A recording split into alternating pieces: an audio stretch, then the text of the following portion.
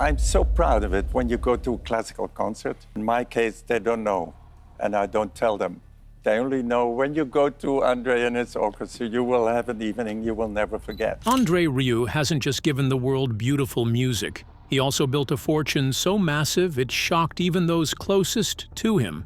Beyond the charisma of the stage, Rieu's legacy includes a sprawling empire of historic castles, priceless violins, global tours, and a music brand that turned classical into a full-blown global spectacle. The full scale of his legacy has finally come to light, leaving his family overwhelmed with awe. But how much did he really have, and how did one man build such an incredible fortune? Join us as we reveal the jaw-dropping story of André Rieu, Waltz King's unstoppable musical journey. Musical legend. André Rieu leaves behind a fortune so massive it doesn't just turn heads, it shakes his family to the core. Not because they didn't expect him to be wealthy, of course, but because the true scale of it is staggering. We're not talking about a few million tucked away in investments. We're talking about an empire built on waltzes, violins, and a dream that broke every rule in classical music. His estate includes sprawling properties, a global music brand, and a business model that flipped the traditional music industry on its head. For his family, the emotions are mixed, grief wrapped around pride, with a side of overwhelming shock. How did one man, with a violin and a vision, build something so big that it makes headlines even after he's gone? What you are about to see will change everything you thought you knew about André Rieu. But first, let's start from where it all began. Born in 1949 in the Dutch city of Maastricht, André Rieu grew up surrounded by music. His father was a conductor, a serious one, who led orchestras with the kind of discipline that left no room for nonsense. Music in their home wasn't just a hobby or background noise, it was strict, structured, and taken very seriously. That was André's world as a kid. But even back then, something about that world didn't sit right with him. He didn't just hear music, he felt it. While his father focused on perfection and control, André was drawn to the joy and emotion behind the notes. That difference in perspective with his father would later define everything about Rieu's career. He started playing the violin early, and he followed the expected path: formal training, hours of practice, and a spot at the Royal Conservatory of Brussels. According to people who knew him, Rieu wasn't just good, he was exceptional. He earned the top prize there, proving that he had the skill. But even with all that, something was missing. The world of classical music, as he was taught, felt stiff. Concerts were formal, the audience sat still, and emotions were tucked away beneath the surface. That wasn't how André felt music should be. He believed people should smile, cry, dance, and feel everything. And more importantly, they should feel welcome. In 1987, he stopped waiting for the music world to change and started changing it himself. He launched the Johann Strauss Orchestra with just 12 musicians. It wasn't really big at first. They traveled in a broken-down bus, played in tiny halls, and did all the hard work themselves. But André had a vision. He wanted to bring the music of Strauss, waltzes, joyful melodies, and big emotions to the everyday person, not just concert hall regulars. He wanted to take classical music off its high horse and bring it back to the people. And that was where things began to turn around for him and the crew. As they performed, people began to notice that something was different. André didn't act like a usual conductor. He smiled, moved with the music, and made jokes. But that wasn't all. His orchestra followed his lead. They laughed on stage, made eye contact with the crowd, and treated each concert like a celebration. The audience responded. People clapped, swayed, and even danced. Classical music suddenly felt alive. It was no longer something to be studied and analyzed. It was something to enjoy. One of the turning points came when they performed Shostakovich's Second Waltz. It had everything André loved: drama, beauty, and rhythm you could move to. That piece became a signature part of his shows. But the real magic wasn't in any one song. It was in how André made the music feel personal. He didn't just play for people, he played with them. He turned every performance into a shared moment. Word spread. tickets started selling faster. The orchestra grew from 12 musicians to a full symphonic group. Each year, the concerts got bigger. From small local venues, they moved to giant arenas and outdoor festivals. André never changed his approach. Whether he was playing for hundreds or thousands, he kept the same goal: to make people feel good. Over time, André became more than a musician. He became a symbol of joy. His shows weren't just concerts. They were events where people came to feel something real, whether it was a waltz that reminded them of their childhood or a melody that made them cry without knowing why. His music reached people in ways that went beyond language or culture. Through it all, the violin stayed at the center. It was the tool he used to bridge the gap between tradition and change. But André never relied on the past to carry him forward. He reinvented what a classical concert could be, and in doing so, built a movement. He didn't just perform music, he invited the world to fall in love with it all over again. As André and his orchestra continued to tour and grow, their impact stretched far beyond music halls.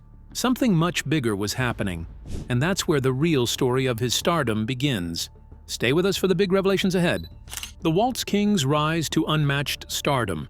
Rieu's journey didn't just stop at thrilling audiences with classical waltzes. He also built a commercial empire unlike anything the classical music world had seen before. What began as small concerts with a dozen musicians slowly turned into a global brand built on joy, showmanship, and sharp business instincts. Remember that back in 1978, long before the big tours and global recognition, Rieu tested the waters with the Maastricht Salon Orchestra. It was a modest group focused on light classical music, but even then, the seeds of his style were there. He played to entertain, not to impress purists. That early project gave him the confidence and experience to later shape something much bigger. By 1987, Rieu made it official. He founded the Johann Strauss Orchestra, and by 1988, they were performing their first concerts. The group was small, just a dozen musicians, but it had heart. They didn't wait around for invitations. They booked their venues, managed their travel, and built everything from the ground up. The idea was simple: bring classical music, especially the waltz, back into the hearts of everyday people. That mission never changed, even as the orchestra itself grew beyond anything they imagined. As years went on, the Johann Strauss Orchestra grew, not just in popularity, but in size. From 12, the group ballooned to over 60 musicians, then even more when needed. It became one of the largest private orchestras in the world. This wasn't just about more instruments. It was about creating a fuller, richer sound that matched the grand feel of their performances. Bigger stages, bigger venues, and more elaborate setups followed. Everything scaled up, but the soul of the music stayed the same. Then came 1995, the real breakthrough. During halftime at a major football match, Rieu and his orchestra performed the second waltz. In just a few minutes, millions of viewers across Europe saw something they didn't expect from classical music: fun, passion, and drama. That single performance changed everything. What happened next will blow your mind. Suddenly, Rieu wasn't just a name in music circles. He became a household name. His CDs flew off the shelves. Stores couldn't keep them in stock. People who had never bought a classical album before were now looking for his music. Television played a huge role in his rise. His concerts were aired again and again. Each broadcast brought in new fans. People saw the joy in the performances, the smiles on stage, the beautiful staging, and the music that felt alive. Unlike many classical performers, Rieu wasn't afraid of the camera. He used it. He looked into the lens, smiled, and drew people in. Over time, the media gave him a new title: the modern king of waltz. It stuck. It wasn't just catchy, it captured how he had influenced the genre and made it feel fresh again. With fame came money, and Rieu didn't shy away from running things like a business. He climbed the Billboard charts with his albums, often topping classical and even general music lists. He sold out arenas across Europe, Asia, Australia, and the Americas. For years, he ranked among the top-earning touring acts in the world, right alongside major pop and rock stars. His concerts weren't just musical events, they were blockbuster productions. Behind the scenes, Rieu set up a business model that gave him full control. Unlike traditional orchestras that depend on public funding or sponsorships, he ran a self-funded operation. He employed over 100 full-time staff. That included musicians, sound technicians, stage crew, designers, event managers, and more. Everyone was salaried. That meant loyalty, consistency, and a tight-knit team that moved like a single unit from city to city. The empire didn't stop at live concerts. Rieu built a full studio and production company under his control. He recorded albums, filmed DVDs, managed video editing, and handled promotion, all in-house. This approach lets him keep the quality high and the messaging consistent. Alongside the music came merchandise: DVDs, CDs, mugs, scarves, posters, even custom costumes. He didn't just sell music, he sold an experience and fans bought into it fully. His events grew larger and more ambitious. Annual concerts in Maastricht, his hometown, became massive productions. Fans traveled from all over the world to attend. Hotels were booked out months in advance.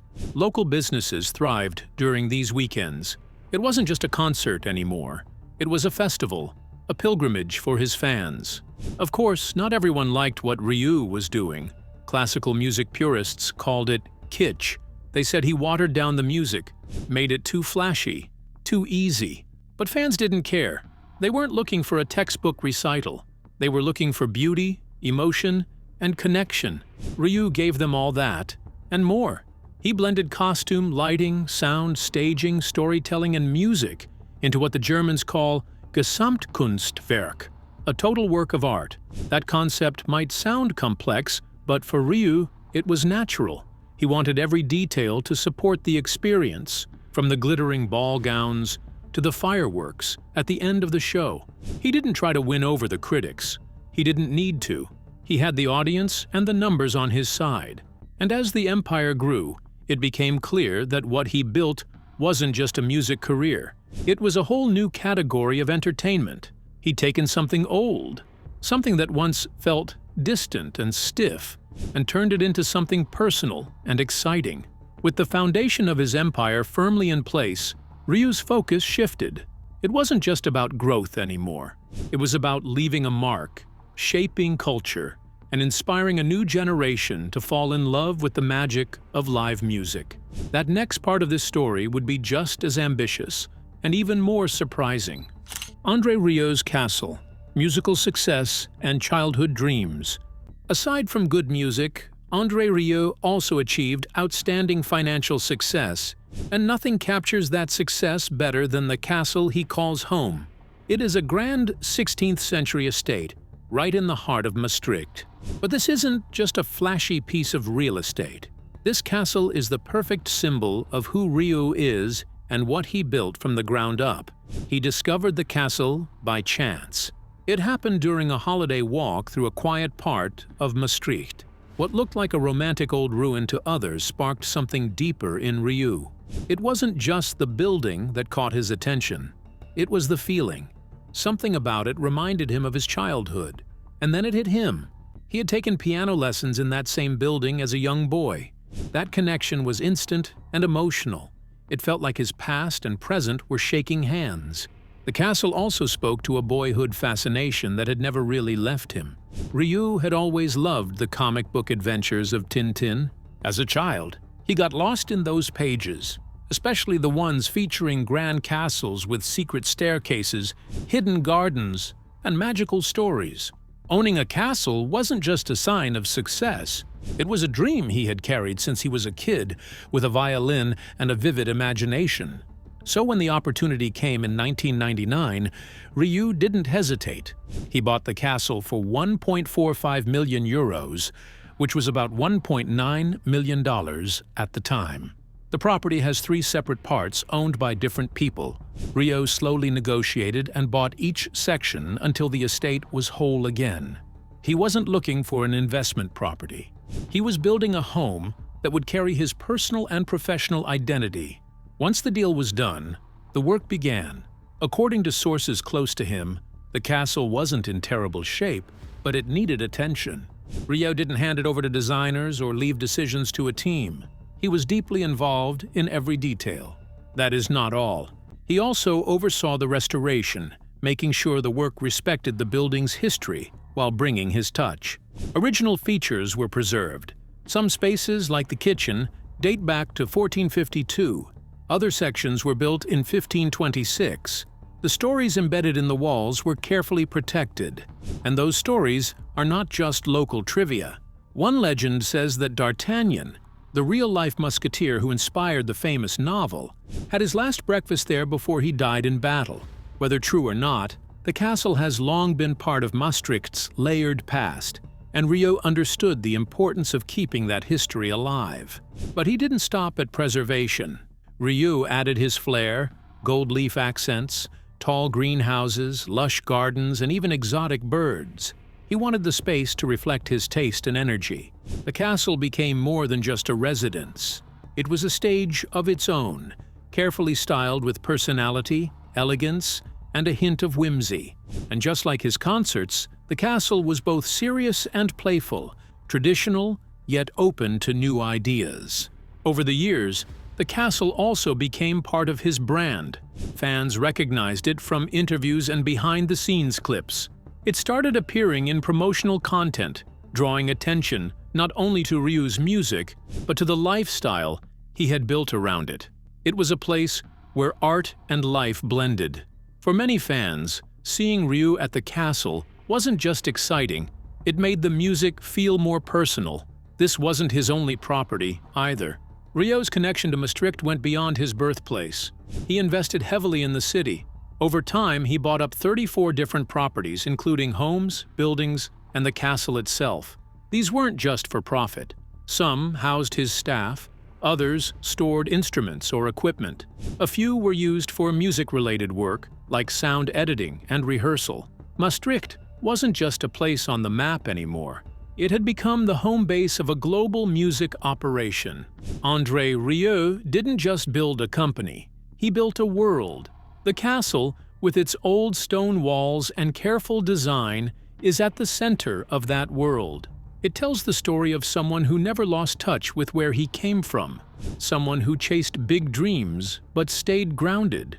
The boy who once climbed those stairs to practice piano now owned the building, shaped it, and turned it into a space where his past and present could live side by side.